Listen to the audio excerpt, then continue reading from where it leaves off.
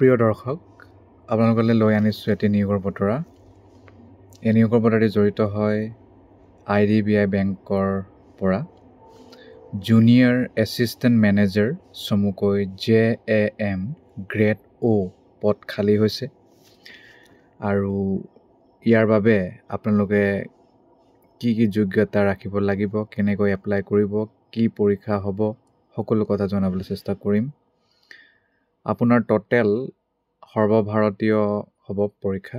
676 পদ খালী, unreserved 271, SC 140, ST 74, OBC 124, EWS 67, বাকী PWBDৰ বিভিন্ন বিভাগৰ অন্তৰ্গত VH 8টা, NH 7টা, OH 8টা, MDID 8টা।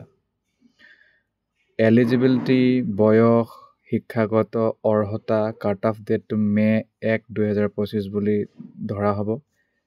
মে 7 তাৰিখে এডভাৰটাইজমেণ্ট দিছে। অনলাইন ৰেজিষ্ট্ৰেশ্যন, এডিট, মডিফিকেশ্যন 8 পৰা 20 মে'ৰ ভিতৰত কৰিবলৈ পাৰিব আৰু ফিজো সেই সময়তে দিব লাগিব। অনলাইন টেষ্টটো জুন 8 তাৰিখ দেওবাৰে হোৱা কথা। ইয়াৰ বাহিৰে আপোনাৰ বয়সটো মিনিমাম 20 বছৰ, মেক্সিমাম 25 বছৰ আৰু মে 2, 2000 চন ইয়াতকৈ আগত হ'লে নহ'ব আৰু মে 1, 2005 এই ভিতৰতে থাকিব লাগিব। শিক্ষাগত অৰ্হতা মাত্ৰ বেচলাৰ ডিগ্ৰী থাকিলেই হ'ব, মানে যিকোনো বিষয়ত গ্ৰেজুৱেশ্যন কৰিলেই হ'ব। General, EWS, OBC কেণ্ডিডেটসকলে 55 general, EWS আৰু OBC কেণ্ডিডেটসকলে 60% ফাৰ্ষ্ট ক্লাছ থাকিব লাগিব। 55% থাকিব লাগিব SC, ST, PWD কেণ্ডিডেটসকলৰ বাবে। আৰু আপুনি যি ডিগ্ৰী লৈছে সেয়া UGC, AICTE, government bodies, government ফালৰ পৰা হ'ব লাগিব, মানে ৰিকগনাইজ। ডিপ্ল'মা কৰ্চ পাছ কৰিলে নহ'ব আৰু কম্পিউটাৰ জ্ঞান থকাটো বাধ্যতামূলক।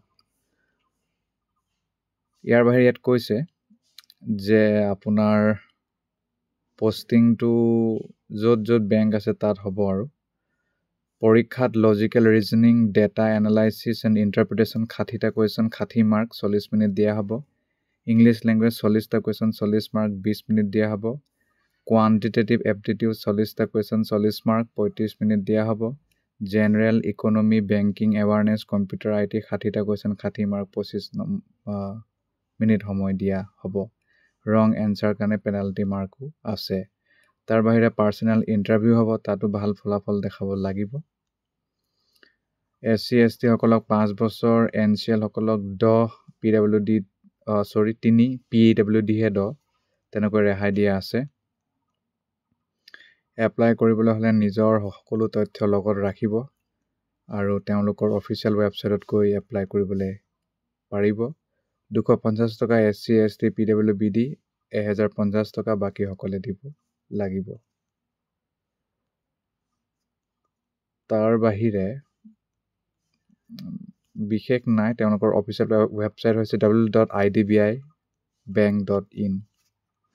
এইকেইটাই মূল কথা। ধন্যবাদ।